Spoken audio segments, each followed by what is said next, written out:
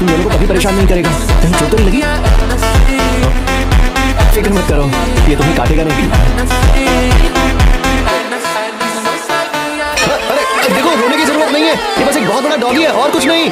मैं और डॉगी? अपने लिए ये शब्द सुनकर मुझे बिल्कुल अच्छा नहीं लग रहा। I always come back.